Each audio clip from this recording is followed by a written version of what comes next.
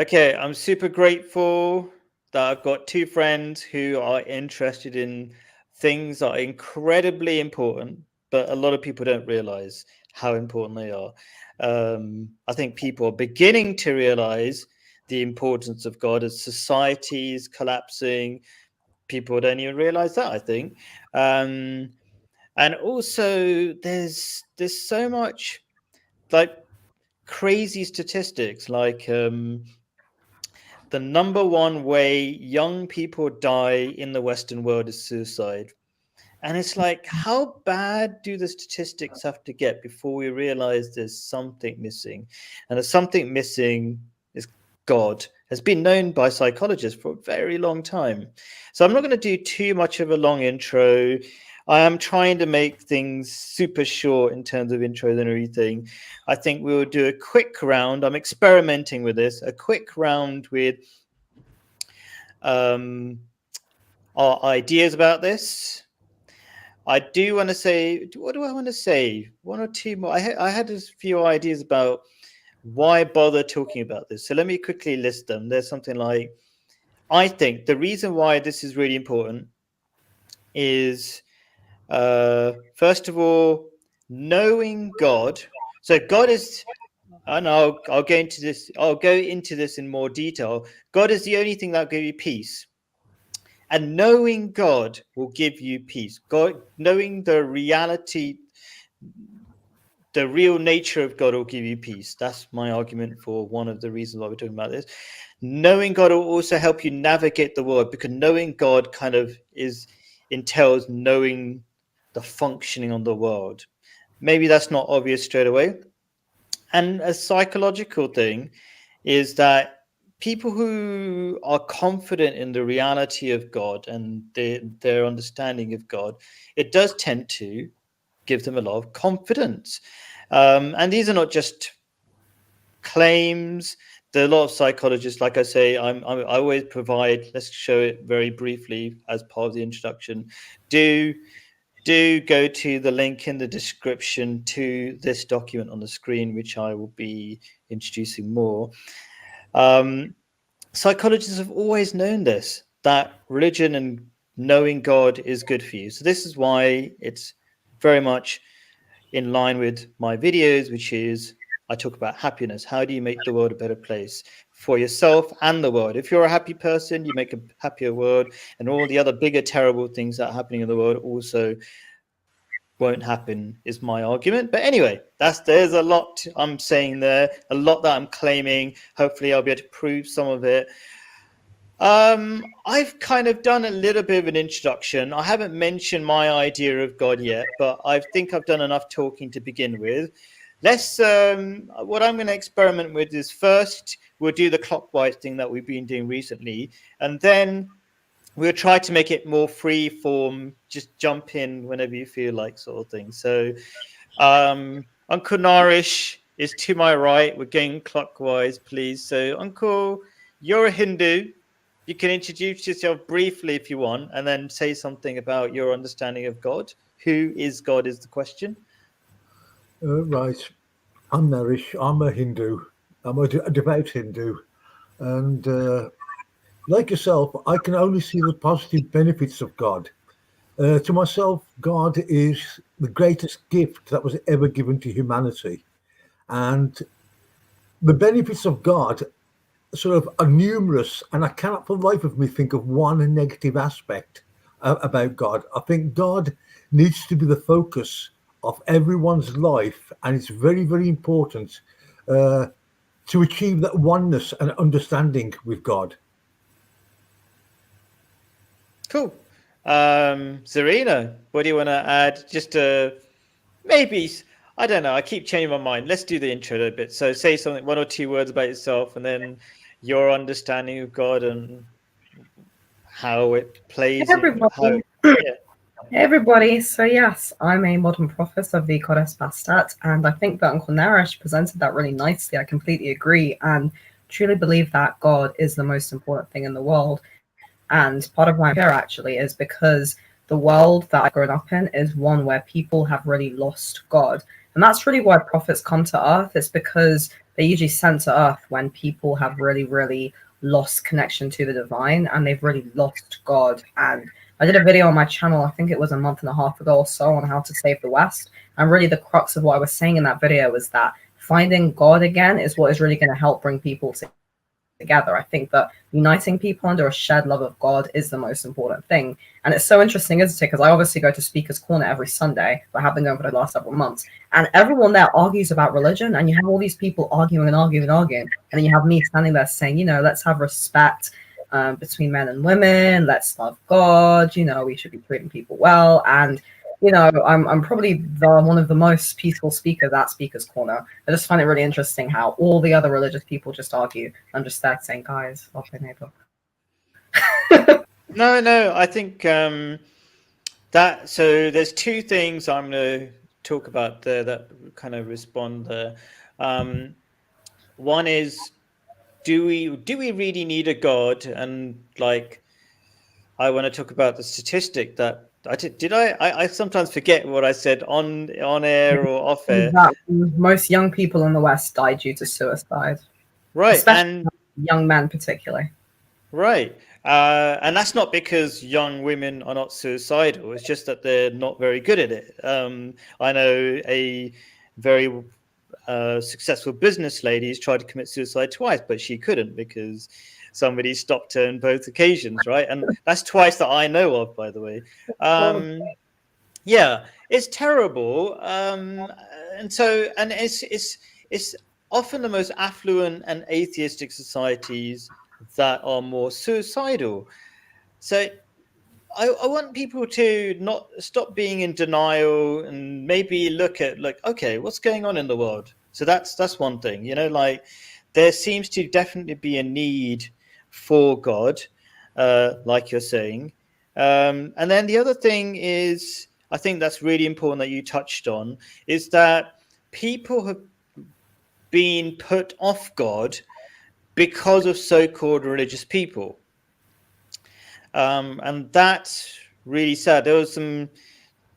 There was a quote, I'm not even sure if it's worth reading. There's so many beautiful quotes that I had collected, but I started collecting. I said, stop, calm down. But there was a really famous atheist called Bertrand Russell. I didn't know he was an atheist until recently because he actually really liked Islam. So I was kind of surprised that he was an atheist. His daughter says about him that he wouldn't even talk about religion because I would just kind of, I always try to keep things short, but he said he had known too many blind Christians, bleak moralists who sucked the joy from life and persecuted their opponents. He would never have been able to see the truth that they were hiding. I think that's a beautiful way of putting it. These so-called religious people were actually hiding the truth of God, because all religious teachers were always peaceful and loving, you know. And I think it is really sad that these people can be really angry and hateful towards other people, and they actually make people go away from God and religion. So I think that's an important point for the average person. A lot of people who have been put off from God. So anyway, jump in if anybody wants to. I've always got too much to say, but any thoughts on that? I have a question for Zarina. Zarina said that she agreed with my view of God. Yet, but in the same breath, she then turns around and says she's a prophetess of a goddess. So how does this prophetess of a goddess relate to the God that I was describing? So the way I see it, deities, including goddesses, are not God, they're part of God. And the way I understand God is effectively, God is the total sum of everything. God is effectively the essence of creation itself. And what I find really beautiful about God is that if you are out in the world and wherever you are, everything that you're doing is an act of God. And the more you become more godly and the more you become more spiritual and more in touch with the divine, the more you start to see God in everything. And it's almost like the world starts to talk to you. Like you start to feel like God talks to you through people, through stories, through places. Like earlier today, I went to the British Museum in London, and I was looking at just certain parts of it, and it's like you start to see, certain patterns, and it's as if God is talking to you. It's as if that which we cannot see is starting to commune more and more with us. And it's like that's when people start to really wake up and see that there is more to this world than this pure materialistic world. And I really like what Khaled said as well about atheist societies being the most sad, because I remember, I know Khaled's, in fact, I think both of you actually said before that you both were atheists at one point, and I too was as well. And I think the reason why people become atheists is because they get very what's the word, disheartened by the world. And atheism, I actually think, is probably one of the worst ideologies. And I definitely think as well that it's religious people who turn people atheists, because even the idea of piety, it's like everything we know about religion, what it means to be pious, what it means to be obedient, people have really twisted these around. Like, I used to think being pious is like being really thinking that you have the moral high ground, like you're morally superior. But that's not what piety is at all. Piety is simply about loving and honoring the divine. Being obedient means doing as you're told. It doesn't mean not being able to think or speak for yourself. It's like all these concepts like piety, obedience, submission, they've all completely been mistaken. And that is really down to a lot of religious people, such like the people at Speaker's Corner, really using religion as a really negative weapon and completely and utterly distorting what religion is supposed to mean. So can we have a quick round then, I think, at this point, because I think I'm already questioning our different understandings in God, and let's just clarify what we understand by God. So I feel the way I've got to explain God is the way the Quran, or God introduces himself in the Quran. And that is in one verse, which is loosely translated as I am God who is the most gracious, the merciful. But those words are completely inadequate of understanding those words. So there's three words that are used to describe God.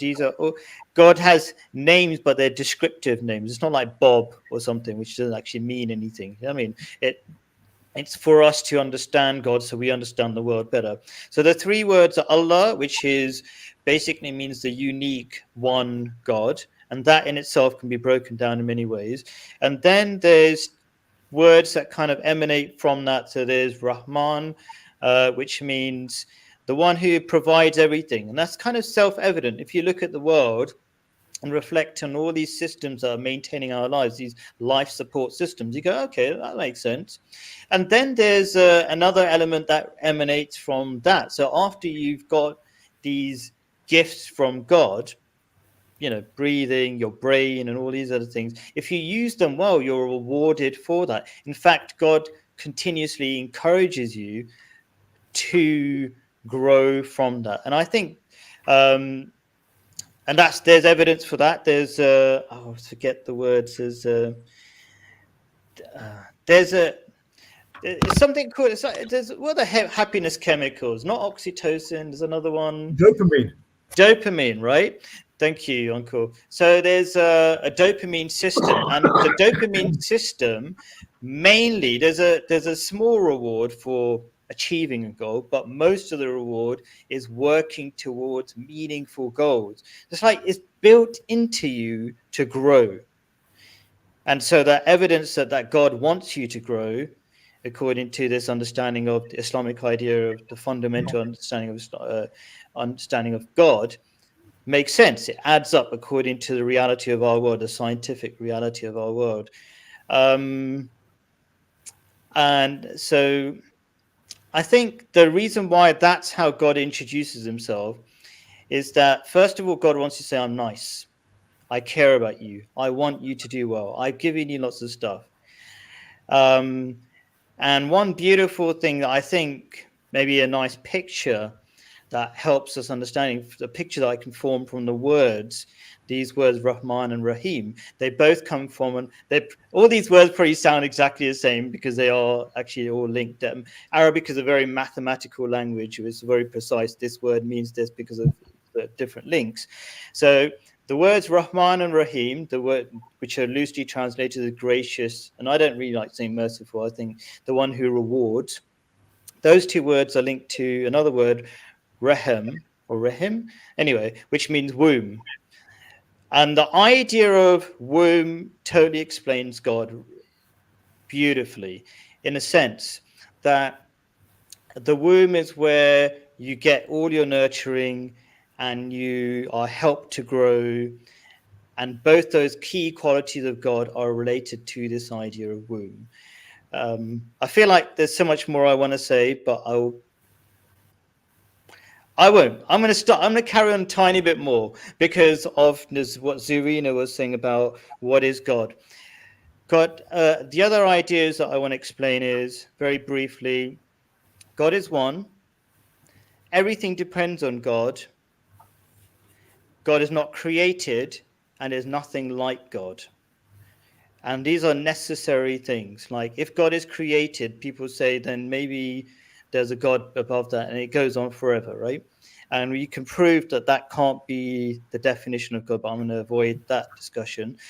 You can't have anything that compares to God, because let's say, for example, we believe God is a cat, then you're actually, and I might be I don't want to necessarily misrepresent you, but let's just say we're talking about a normal cat, right? Then, because I think you believe in a cat goddess, is that right? But people might be wondering why I'm referring to a cat god, but Zarina believes in that, right? Then anything we can imagine God is like is actually a limitation on God.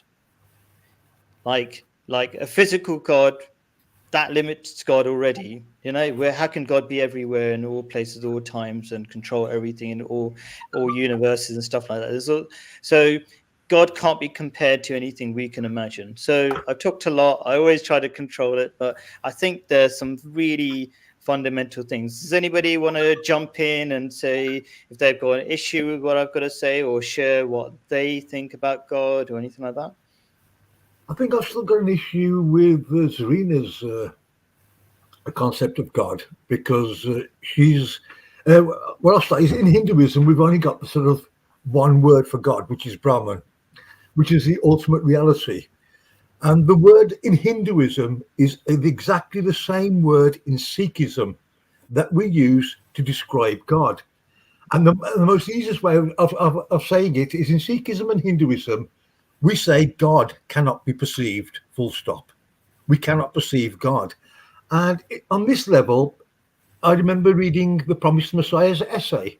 So at this particular point, I did dig out that little part where he describes God. And it's no different to Hinduism or Sikhism. The Promised Messiah says, as a man cannot behold with his physical eyes the imperceptible being who is latent like the quality of fire in everyone, but is hidden, nor can he discover him through mere exercise of imperfect reason. I think all these three ideas say we cannot perceive God. Now, the moment Zarina starts saying, well, God's a force and God's equal and God's this, well, you're starting to actually put attributes to God which have no foundation. When you start to talk about goddess, you're giving God almost like a gender. You know, you're creating genders where they shouldn't be. So I think that your idea of God and a goddess is conflicting with itself. You can't have the only God, then have a goddess. You say that your goddess gives you revelations. Now, I've watched your video. I have revelations where you quite openly, you admit that you're a prophetess of Bastet and you communicate with dead spirits. You say that you're here with a message for the entire world, and that your revelations are basically, correct me if I'm wrong, that you are the promised Mahdi, Andrew Tate is the promised Messiah, and that you two are going to usher in a golden age based upon sun worship. Go for it. Well, effectively, because, so first of all, I'll break that down. So what I mean, I actually completely agree with this idea that effectively we cannot perceive God directly, because it's true that God is a very invisible, unseen force. You know, God is essentially, the word I would really use to describe God is balance or oneness. God is effectively that eternal state of balance, that eternal, unseen force that we cannot truly perceive God. That's why we have goddesses, deities. For example, so in the ancient Egyptian pantheon, you have goddesses and gods like gods with a small g, like Bastet or Thoth or Osiris or whatever. What the function is of the deities is effectively they are the ones who hold up the cosmos. They are the ones who preserve and defend and maintain that balance of the cosmos and maintain that order of the cosmos. And what's really happened in the world right now is the deities have sort of, well, they left, but now they seem to have. How do you know the reality? How do you back up your belief? Is, I suppose, what I'm wondering. Like, how do you know? Ask and when I do my prayers, I ask Bastet for clarification on certain things, and effectively the function of the deities is they are effectively protectors and preservers of the entire cosmos. And the sum of, if we think of God as the total sum of the cosmos that is holding everything together in balance, the balance between order and chaos, the balance between light and dark, the balance between masculine and feminine, effectively, which is obviously a large part of my, anti-feminist women's philosophy. And what's really happened now is that the cosmos have been thrown out of balance so much, and we're really seeing this right now on Earth. We're seeing this on this realm. And so what I've effectively proposed is that to restore balance and order to the realm, uniting people based on this one universal worship. And what I really like about the sun is because obviously, yes, we cannot see God in the sense that we cannot physically see God. And we have people, so many people have different faiths and different religions. This idea of people seeing the sun as like a symbol of, almost like a representative symbol of the highest light on this realm, because the sun is what gives us, warmth. The sun gives us heat. The sun gives us food. The sun. So do you pray to the sun in any way? Well, I don't pray to the sun. I pray to Bastet, but the sun is Can almost. you describe Bastet, because not everybody knows? I mean, I don't really know much about it. Well, Bastet is effectively an ancient Egyptian goddess. She is a very, very important preserver of the cosmos, and she is a goddess of protection, fertility, women, motherhood, and she's really, really important. And she genuinely wants to, she's very, very concerned regarding where humanity is right now, and this is why, as her, servant on this. And just to clarify, do you think there's a god? Is there a one god above all these goddesses? Yeah, that's what I'm trying to say, is that there is one God, but one God is not like, it's like one God is something, it's not like a person, effectively. It's not one being. This is a thing that we can, it's the sum of the cosmos. That's what God is. God is the total sum of everything.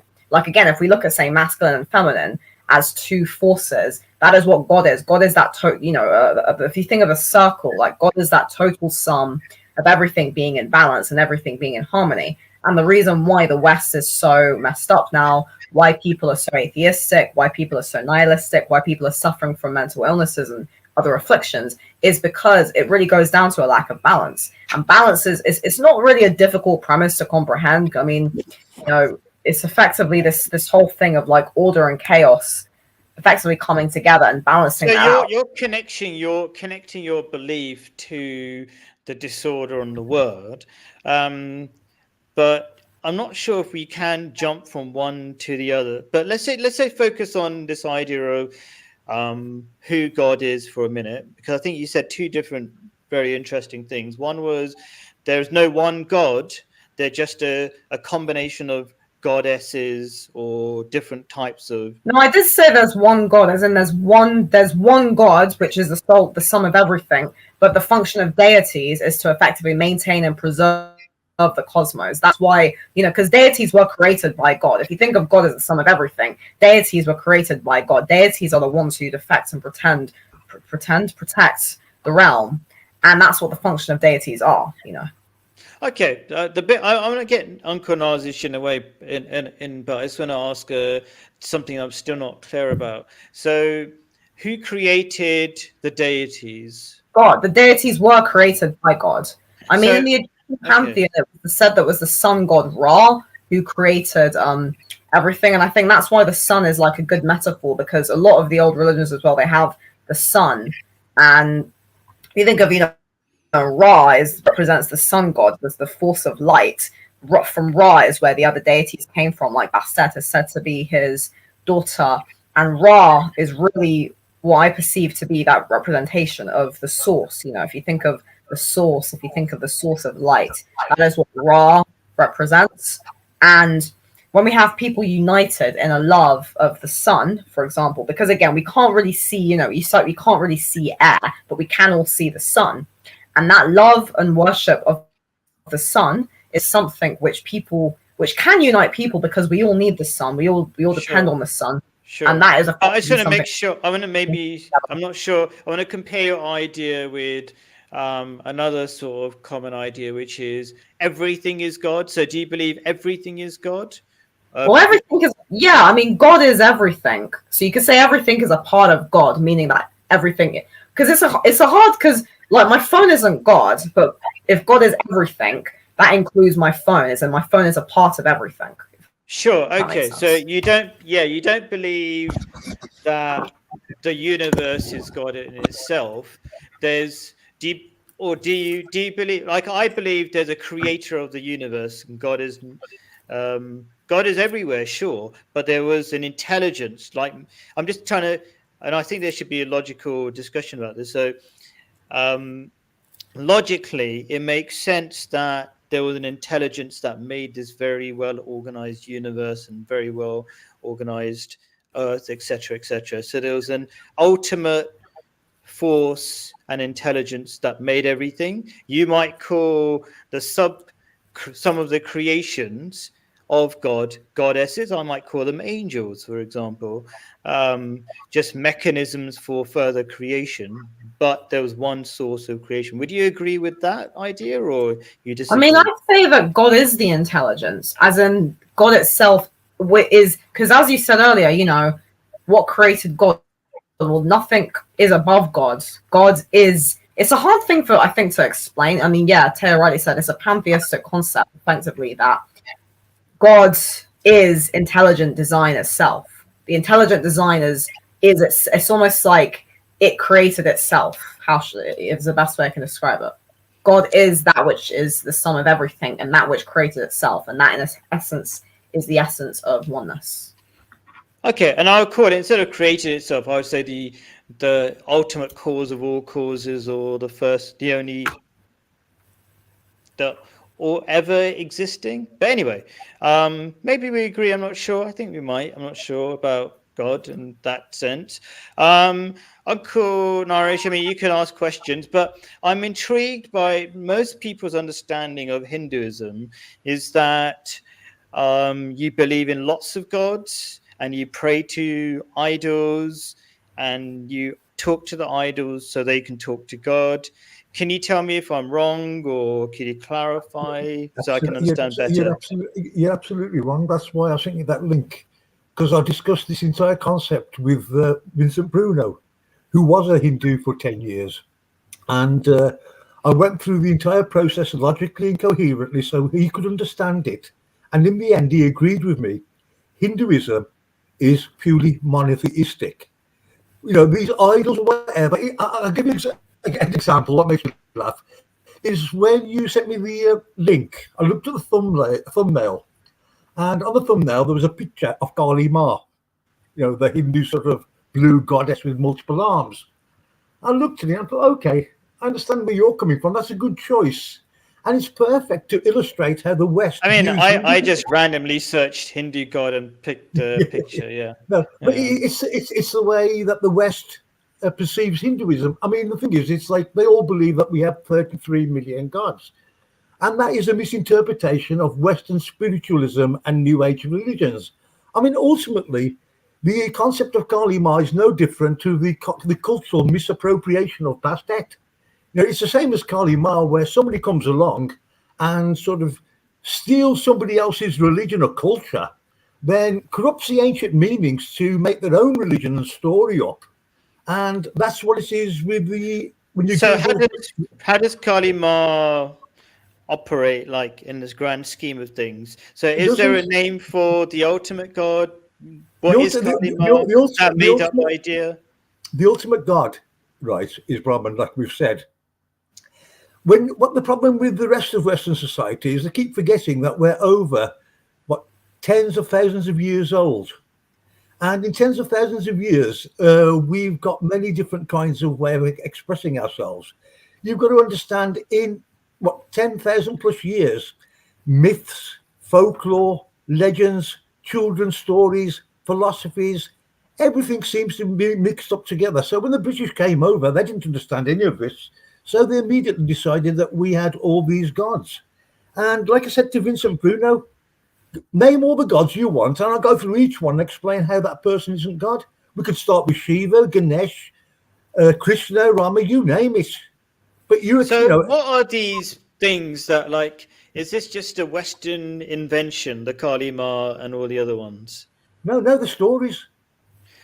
They're not gods. No, okay. They're not gods. They're nothing to do with gods. They're not even called goddesses or idols. I mean, I actually sat with Vincent and I went through the Sanskrit and showed the meaning that we don't have idols. We have different words for them. And if you look at the Sanskrit word, it's got nothing to do with calling them gods or goddesses or even worshipping them. They do not represent Brahma. I'll give you the best example that I can tell you. The Hindu word for temple is mandir. Mandir. Man means mind. Dar means inside. So inside your mind is where the Hindu temple is. We are not idolaters. I mean, like the thing is, Serena's going on about my deities. She's just looking at other cultures without understanding them, thinking, ooh, maybe I can rearrange that and create a pantheon. I mean, she's not even Egyptian. She's got nothing to do with the Egyptian race. The thing with the Bastet and the Egyptian gods, well, first with the Egyptian gods, there's no, how would you call it, no holy book. There's no teachings of a holy book. There's no divine law or Sharia surrounding them. There's no philosophical schools. The entire sort of Egyptology was an interpretation of hieroglyphics by various schools of archaeology. And even to this particular point, Bastet, the only recorded time of Bastet recorded was in Herodotus' histories when he visits a place where they were doing celebrations where a temple was. Other than that, there's very little information. But what information does exist is that Bastet has sacrifices made to her. Right? Bastet had not only human sacrifices made to her, she had animal sacrifices. Bastet and similar gods was the reason why God sent Moses, that after that, the holy prophet, to stop these kinds of practices. So, I mean, I don't quite understand why you want to now resurrect something that doesn't even belong to your culture, thousands of years old, and reimagine it for the modern age. When you say you believe in God, and it sounds, yeah, you've got that God concept, but everything else. Can I ask one more question of you, Uncle Naresh, because out of my own ignorance? So maybe because of my ignorance, I never went to India, right? But I think I must have seen this in a movie, so it's not the best source, right? But do you have shrines where they've got like a blue god or something like that with different hands and people prostrating and doing anything, talking to that god? That kind of god? No. First of all, the blue beings, because you've got to remember, 1,000 years old, so our mythology is quite different. But in our mythologies, there was a different race that lived here that was blue-skinned. They were not gods. They worshipped the one God, but they were not gods. So they're part of mythologies and stories. They've got the blue skin because they're sort of made different to other things in their artistic representations, but that's all they are. I want to make sure I've understood that. Are there any depictions of blue skins or whatever they are? The elephant person, I'm not very well no, hang on. Do they ever talk to say, "Can you give us something"? That's what I'm asking. Nobody talks to statues. I mean, the entire concept of talking to a statue is completely stupid. The thing with Hinduism is we differ in our view as to what man's role is. We're similar in the way of Islam, in the sense that we believe in one God. We're believed here that we have to achieve 100% virtue, right? That is the whole function of humanity. In each successive age, humanity's virtue lessons, and we are at 25%. All we are taught is to be virtuous, follow the rules in order to connect with God. The God is unknowable. It's the ultimate reality. It's the ultimate thing, and that's what we should be aiming for. The idea of trying to include, say, Shiva, Kali Ma, Ganesh, any of these is absolutely stupid, because if you look at the first rule, the very first rule is God can't be perceived. Then how on earth you start making idols? Do you see where I'm coming from? Yeah, Then that is fantastic. I've always believed the origins of all religions they always believed in one God, or monotheistic. So Uncle Narish made some really interesting points. Things I don't really know. I don't know much about the goddess Bastet. But he says, so 2 questions based on what he said, Zarina. And hopefully you don't think it's like an inquisition, Zarina. It's like we're not having a go at you. I'm just of deities was why they're really important is because they teach us about God. Because I was gonna say, like, well, who teaches us about God? Because nobody's born knowing about God. You have to kind of be taught. So that's the 2 things I wanted to ask you. They're kind of related to that. Because that's really really important. Like a very specific question is it true that there were human sacrifices made for the goddess Bastet? Yeah, there were humans that were sacrificing, and it was wrong. It was actually forbidden. The people who were doing it they were breaking rules. You're not really supposed to do that. The deities don't. Because when you commit human sacrifices, effectively when you commit murder, what you're doing is you're actually interfering with someone else's life cycle. That's why human sacrifice is so bad. I mean, sure, because I was wondering if you in this day and age actually that are actually doing this. They're committing human sacrifices, and it's really bad because this isn't really the way it's supposed to be. Like, the deities were supposed to be loved, revered, honored. The deities are the one who teach us about who we are and what we are. Sure, that's the reason why I was asking, because if the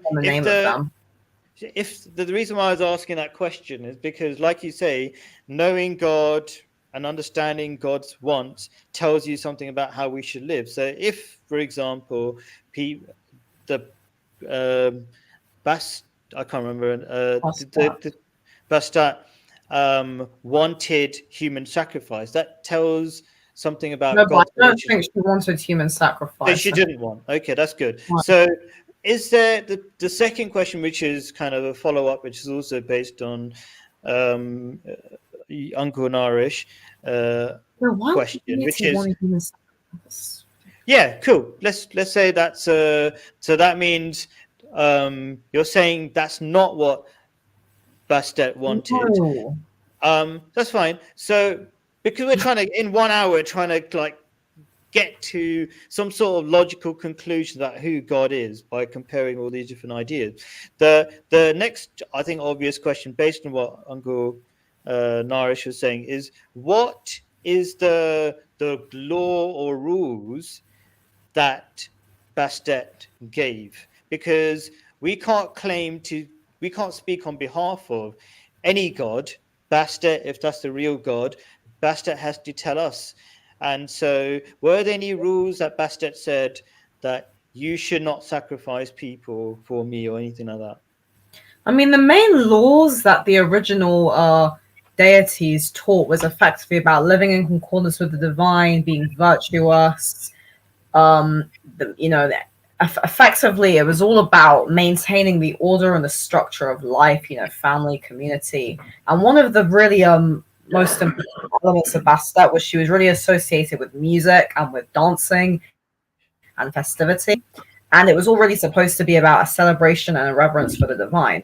So all this stuff about murder, because the thing is, death is a very natural. What I'm asking, is there a book or something, or I don't have a book. I'm just going based on what I get gained through my prayers and etc. Okay, so there's no official book. It's just what you personally have experienced in your own way. Yeah. So effectively, the thing that I gain from this is effectively that wisdom. That's the most important thing that a goddess can bestow upon people is wisdom. And what is wisdom? It's knowing how to, be a good person. It's knowing how to treat people. It's knowing how to. I mean, this all just sounds like really basic stuff, but it's not, is it? Because if it was, then we wouldn't be having all this fucking war and all this disturbance in the world, would we? So it's I'm not saying it's basic, but what I'm saying is that all this war. We got people killing people. We got all this. Sure. This is wrong. This isn't how the world is supposed to be. Sure. So I get a lot of where you're coming from. There's a feeling that things are wrong. They shouldn't be this bad. And there's a feeling about, right? Okay. But of course, there are a lot of things that we need to resolve. Like, for example, if your God hasn't given a public book that everybody can check and scrutinize, and there's only told you specifically, then we have to depend on your experience, and that's a dangerous thing. Like, for example, if I talk to, we've got Tayo in the chat who's a Christian, and I'll say, how can you prove what you're saying is true? Like, how do you know the Trinity is true? And a lot of people say, oh, you have to believe first, then you understand it. Like, I can't depend on somebody else's experience. I have to have a neutral source which I can criticize, scrutinize myself. Well, that's where prophets go, because prophets are always new, so expecting a prophet just come out with a fucking holy book is a bit ridiculous. A prophet is always new, and the function of a prophet is to effectively bestow lost old wisdom onto a dying world. So expecting me to just have some holy book is really fucking stupid. But effectively, I would say that all the old religions, like Christianity, Hinduism, they all contain nuggets of truth in them. It's just really puring it down and distilling it back to that essence of wisdom, virtue, caring about people, love for people. I mean, this all just sounds really basic to me, but the reason why is because the world is so fucking bad, because everything is just messed up, and we need to restore balance and order back into the cosmos, and Earth is part of the cosmos. So in order to do that, in order to get people back in accordance with the divine, we have to start really thinking more about God, and we have to stop with all of this mental health bullshit, this trans bullshit. This is all just a corruption and a perversion of society. And society, when society goes awry, that's when divine intervention happens. And that is effectively what me and Andrew Tate are. We are a fucking form of divine intervention. I mean, that's why me and him are both like, they think it's a bit strange how we just boom appeared out of nowhere. It's not appeared out of nowhere. This is what's known as divine intervention. And divine intervention happens when things are very bad. And again, if we go back to God as being the total sum of everything, because again, we can't see God. So God sends people. God creates, sends people. Like, I'm a servant of God, effectively, right? And because I can't do this all myself, the reason why I have a goddess is because the goddess is much more wiser, much more powerful, and much more ancient than me. And she is the one who's given me, this knowledge so that I can interpret it as best as I can. I've not been doing it all that long either, but effectively, to the best of my knowledge, I actually think that one of the key reasons why this is important as well is because this whole thing of committing sacrifices and murdering people in the name of God, this is completely going against, this is what you could describe as like evil, actually. Because we've got, time runs out really quickly. So what I want to go around very quickly is ask each person, what evidence is that each person's understanding of God is true? Like, what evidence do you have? Like, as short as possible. I'll start briefly to give you an example. I mean, so you've got a book called the Quran, and the reason why it's useful to have a book is very easy to scrutinize. And so, for example, and I'll give loads of references in the document I provided, the Quran talks about the Big Bang, and it's really clear about, it says, and people can say, are we just interpreting it or whatever? Let me see if I hope I've listed it. Come on. Anyway, so let me see, closed.mass. Have I got it in the document? There we go.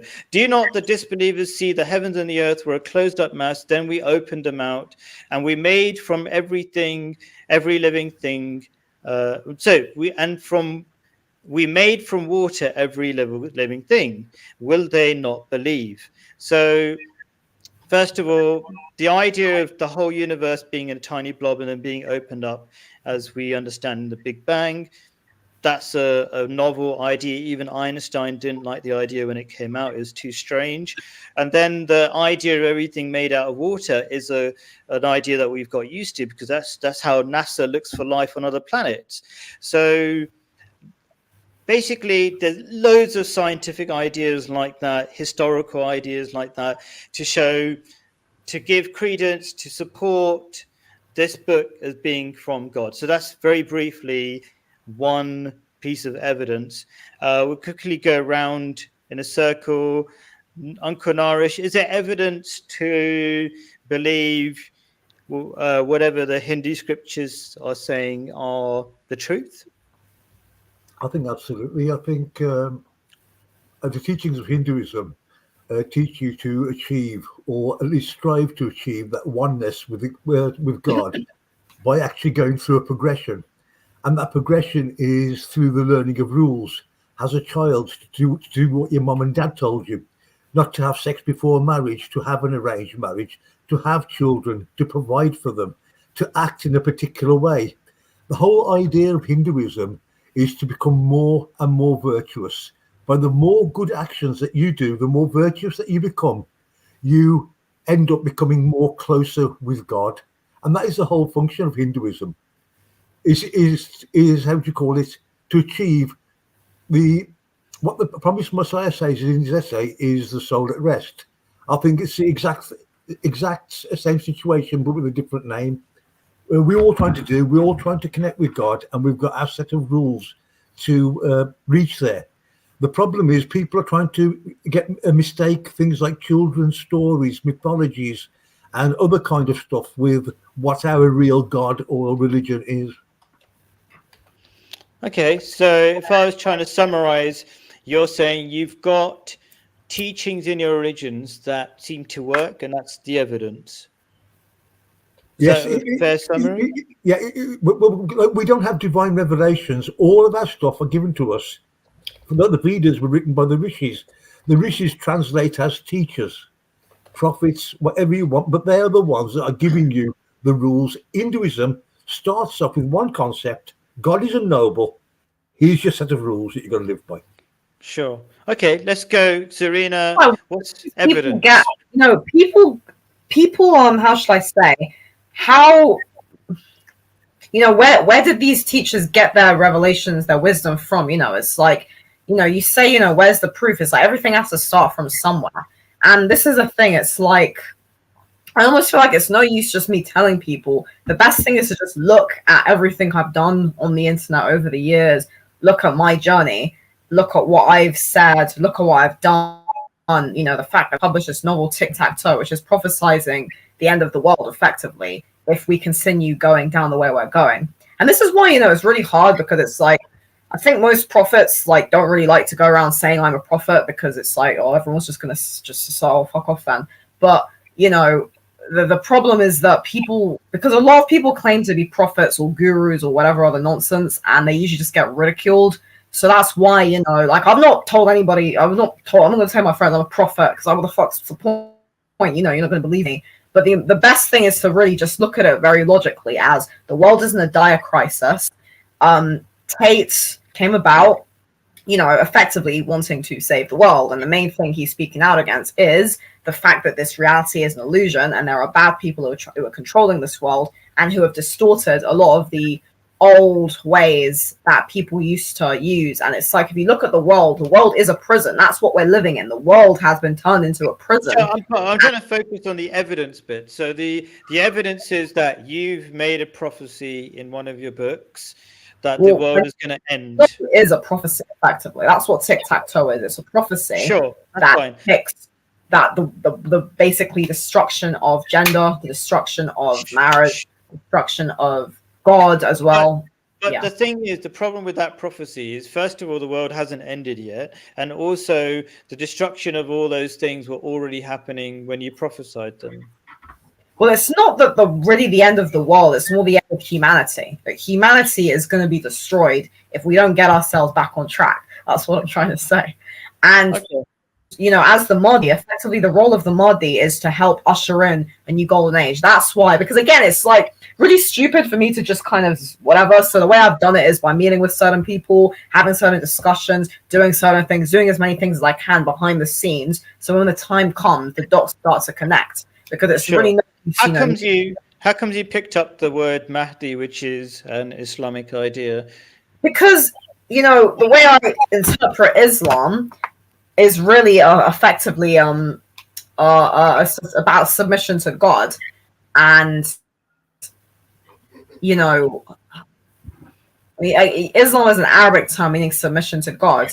Doesn't mean I'm a Muslim, but what I'm trying to say is that like everybody who loves and believes in God, we're all one person. It doesn't really matter what way, whether we pray to deities or angels or whomever. What matters is that we are united under one God. And that's why I return to the idea of the sun as being a good source for people to, collectively worship. Because if we, what unites people? Religion. Religion is what really unites people. And because religion is such a negative, like even I have such a negative view of religion. Religion is not supposed to be about saying, don't play music, don't do this, don't do that. Religion is supposed like music, arts. This is actually part of the bloody divine, like music and dancing and life and fun, festivity. This is how it's supposed to fucking be. This is how religion's supposed to be. It's not supposed to be everybody just be cold and sit in your house and just sit and I'm going to hell and I'm a miserable piece of shit. Like that's not what religion's supposed to be. The function of religion is to bring order and structure into society so that we can effectively bring back color and life and especially art back into the world. That is the function of religion. And, art was really created as a way to celebrate the divine. Well, actually, to answer this gentleman, monotheism and pantheism are actually the same thing as I was expecting to put in the other video, because effectively, I do believe in one God, but my belief in one God is a pantheistic belief. So that is both monotheistic and pantheistic at the same time. Like, there isn't really a difference. I think people think, God is not something that's outside the cosmos. If God is a total sum of everything, and that sum of everything is oneness, that is a pantheistic concept, but it's also a monotheistic concept. So it's not really. Let me go further. Sure. So you were saying you're a prophet. I vaguely watched. I watched a little bit of the video, and I was thinking, you feel like you got some messages. I don't really necessarily deny that. I basically my view is that God always talks in different ways, right? A prophet is a specific category in Islam, somebody who's been told to give a public message with lots of evidence. I mean, that's what I've been doing, haven't I? I've been doing that Speaker's Corner. I've been already doing that, No, sure. So what I want. So I suppose I want to quickly go around because time runs out really quickly with this. I'm surprised how quickly time's running out. So I suppose the next part of the evidence in some ways is, does God talk? I will briefly talk on behalf of Islam with just a quote. And let me quickly get it from my notes. What was it? Servant. Yeah. Okay. So very briefly, and when my servant asks you about me, say, I am near. I answer the prayer of the supplicant when he prays to me. So they should come to me and believe in me, that they may follow the right way. So that's God's answer. That's God's answer. To basically promises to talk and guide people. When I say talk, it could be through all sorts of messages, guiding people. And that's my understanding of God. Uncle Narish hasn't talked for a while. I mean, what's your answer to that? Does God talk? And is there anything in the scripture that talks about that in your scripture? What we were saying, does God talk? I just wanted to, just before answering that, go back to one question. In Serena's own videos, when she talks about the one that you made, I have revelations, you talk about how you had the revelations and you state that you had been smoking drugs. So can you distinguish between, say, something that smoking drugs would cause, like an hallucination? Because you obviously said you were smoking drugs before you had the revelation. So how much would you say your revelations are based upon drugs rather than, say, real prophecy? Well, because I never experienced that before, because, I used to smoke weed and that never happened to me. And then suddenly it's like things changed. When I started to smoke, it was more end of last year. That's when I started to receive these messages. And also as well, because when I was not smoking, it's like I kind of, smoke the weed, have the visions, and then go kind of sick, away and like sort of process them. And do this, while sober. But it's like, as I was saying, who's to say, like, as Khaled rightfully said, God sends people all the time. Like, I think a lot of people think the idea of a prophet is some weird woo-woo thing, but it's actually not that far-fetched. Again, if you think, like, I have already been bringing a new message. I've been saying, look, we need a women's movement. I've already been doing that at Speaker's Corner. So it's not that far-fetched. And that because people have this overly mystified idea of what a prophet is. It's the same thing as like somebody says they want to be a famous author and somebody says, oh, you're an egotistical piece of shit. It's like, well, you're not an egotistical piece of shit. There's a lot of people who sit down and write books, and this it's like all these ideas, like being really successful, being really influential. We've mystified them and we've just put them on a bloody pedestal, and we shouldn't really be doing that. We should just bring back things down to earth and say, look, everyone has a function. It's like everyone has a function in society, and everybody's function in society effectively is based upon their divine mission and their purpose. And the reason why people are different is because everybody has a different purpose to fulfill here. So it's not that far-fetched to effectively understand the idea of a prophet. So I think because we're running out of time, whatever. I think we can only really depend on what evidence everybody provides, right? So that's the question, right? So you've made some claims that you're a prophet, and then we'll look at all the evidence. What is the evidence? You've suggested that you've written a book called Tic-Tac-Toe, and there's some evidence there. I would say the evidence isn't clear enough. It's not like we don't want to believe you or something. I think it's just like, what is the evidence? Is there something that nobody could have said that you're saying? So loads of people are saying there's all sorts of problems, like Islam is teaching that there are lots of fundamental problems in society at the moment. It's nothing new that you're saying, I would argue, right? So I'm just thinking how to wind up now that we've got 0 minutes.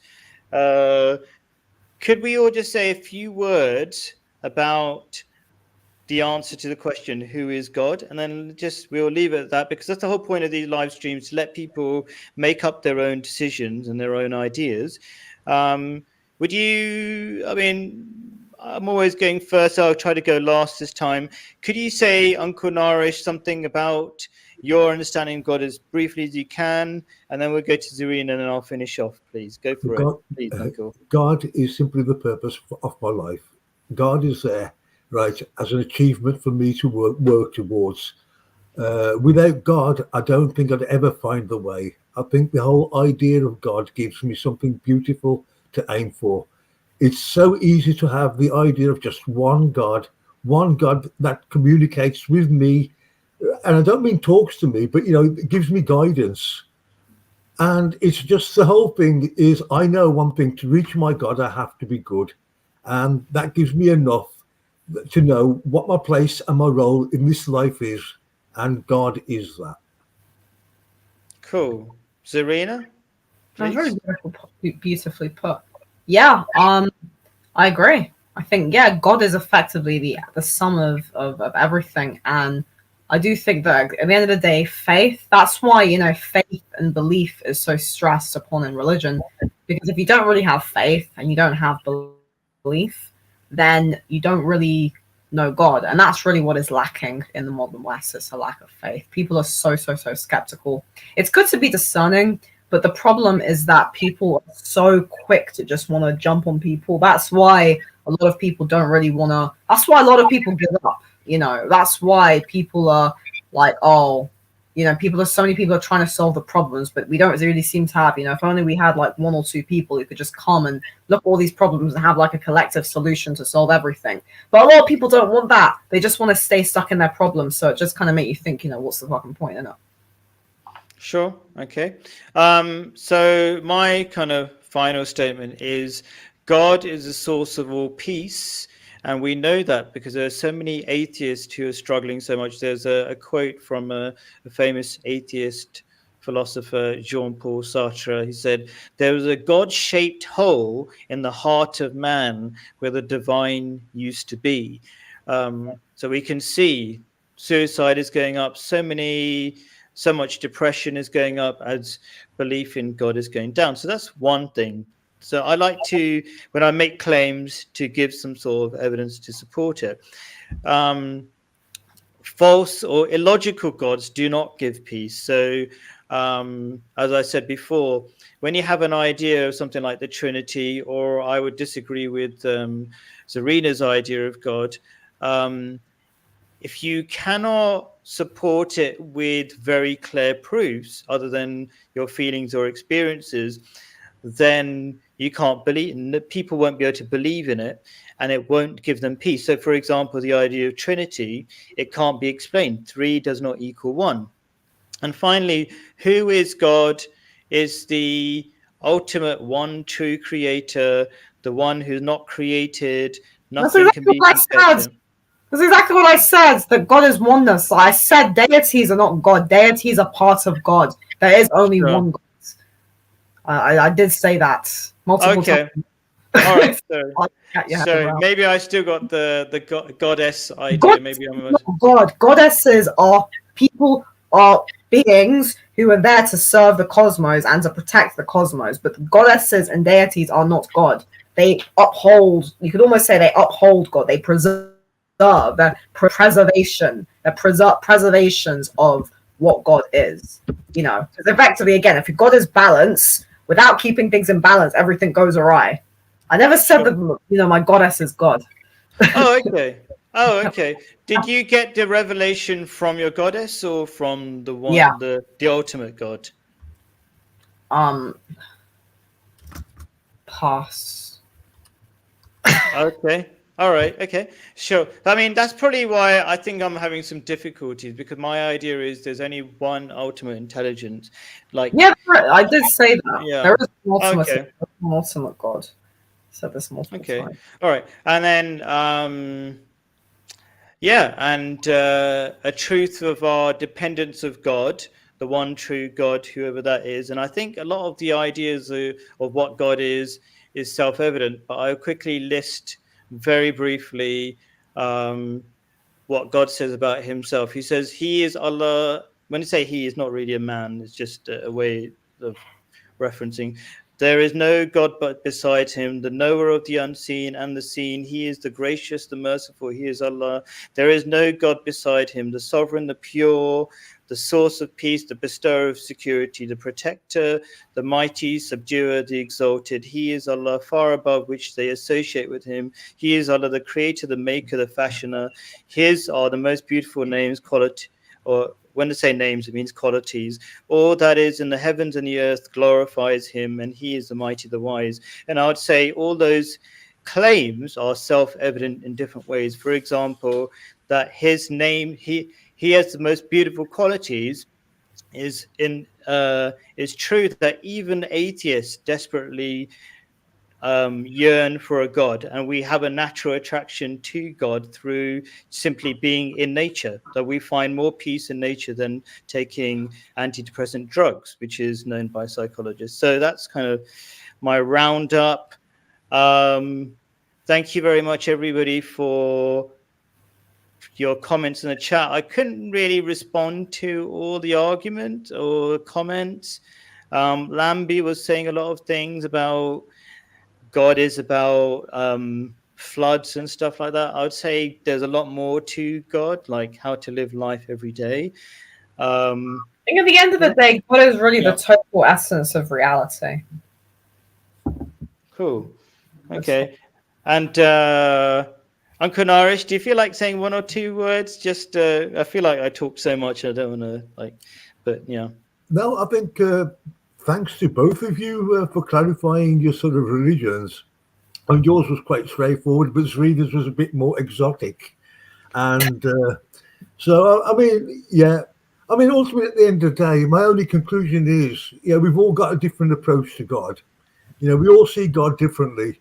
Some of us, like myself, ancient cultures, carried yourself from a religion that started 400 years ago. And 1400. 1400, Yeah. 1,400 years ago. And Serena with her brand new Walt Disney religion. So that's, the revelations and the understanding. I'm glad you don't take that too badly, Serena. That's good. See you, Uncle, so you can No, say that, right?